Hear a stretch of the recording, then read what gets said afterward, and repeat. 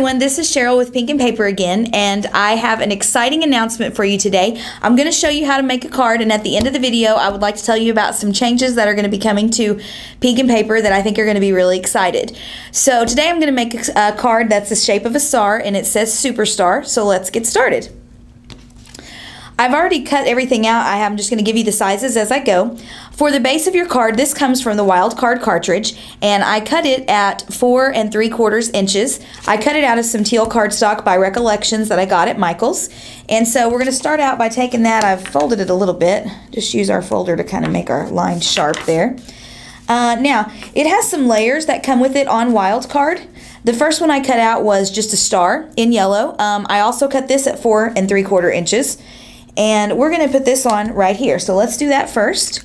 Get out my glue. As I mentioned before, I love this Tombow multi-glue. It dries really fast. It doesn't bubble up, or it never has on me. I'm sure if you got tons of glue, it might do it. But so far, I've had really good luck with this not making my paper bubbly or anything like that. So what we're going to do is we're going to go ahead and glue this on here to cover up that base star. I'm going to leave my card flat while we work on it, and then we'll fold it whenever it's time.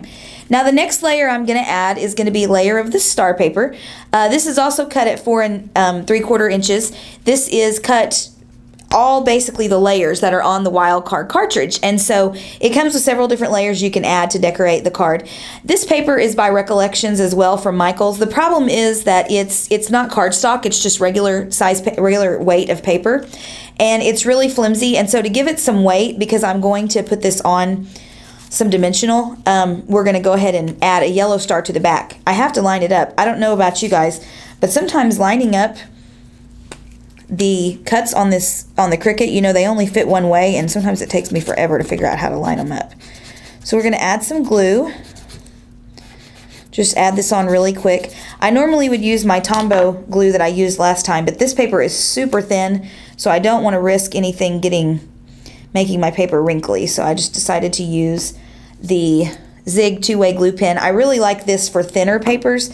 It's a really thin glue and it goes on really smooth. So I've got my inner star and my outer star. What we're going to do here in a minute is we're going to end up adhering this to the center, but I want to decorate this star first. What I have now is I've already made this little tag. It's a little bitty tiny stamp that I got at Walmart in my favorite place, the dollar spot for the stamps. It's by Studio G, I believe, and it says Superstar. I just stamped it onto some white cardstock and just cut right around the stamp. I have no idea what size I cut these papers because I just did them based on the size of the stamp. I stuck it to some red paper, cut it out, and then put it on the teal, and then I just hand cut this just to make it look like a little tag. So what we're going to do is we're going to adhere that to the center of our star. I want to be sure that when my card is together that my wording lines up properly. We don't want our words to be upside down or anything like that. And I think I kind of want it to go off to the side, so I think this is the way I want to put it on my star. So I'm going to go ahead and put some glue on the tag and put that on my star.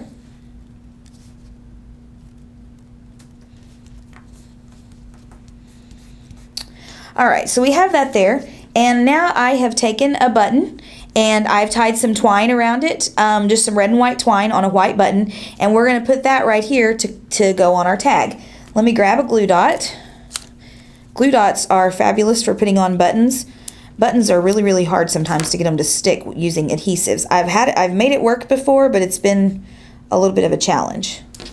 So we're going to stick that on. Now this is going to be the center part of our card. I'm going to set that aside for later. We're going to work on the inside, and then we'll put this on last.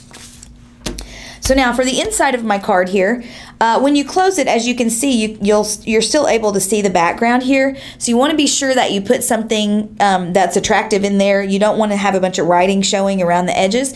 So I came up with an idea to fix that. I'm going to show you what I'm going to do.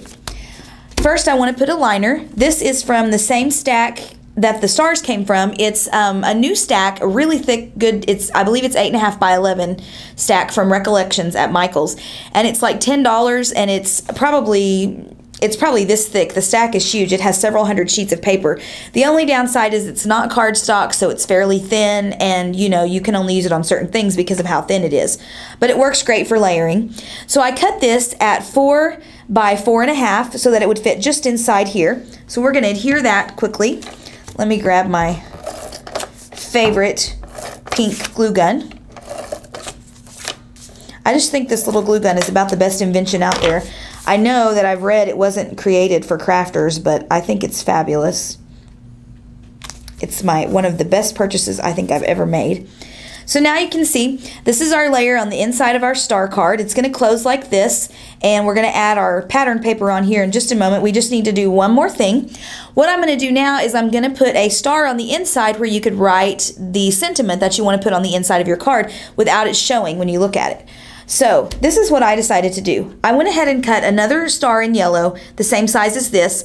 This was from the layer. It was at 4 3/4. And I want this to sit inside here to where when you close it, you can't see it. So what I'm going to do is I'm going to open the card, and I'm going to kind of just line this up here.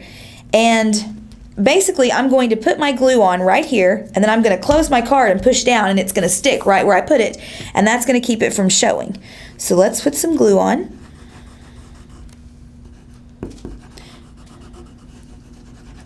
I don't use very much glue. It doesn't take much of that Tombow to make it stick, and like I said before, I don't like it when glue gets kind of globby.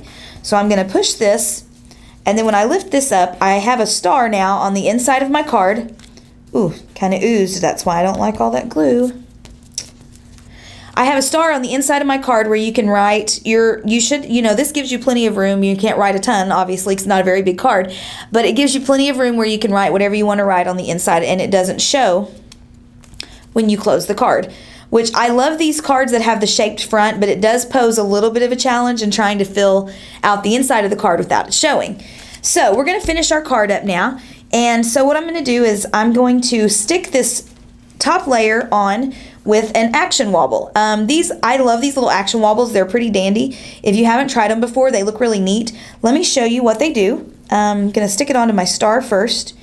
It's really nice because they have a little note on there. I'm not sure if you can see this very well on the camera, but it says top, stick your image here. So you know exactly where to stick it, so you get it on there the right way so that it wobbles for you. You don't want to have a wobble that doesn't wobble. So let's get my star stuck on this. And this is why I went ahead and put an extra layer of cardstock on the back of my pattern paper, just so that it would have some weight to it whenever we adhere it with the wobble. We're going to take the backing off, and we're going to line it up and press it down there. Okay, and what I do usually is I just kind of run my hands underneath there and make sure that the wobble's stuck down properly.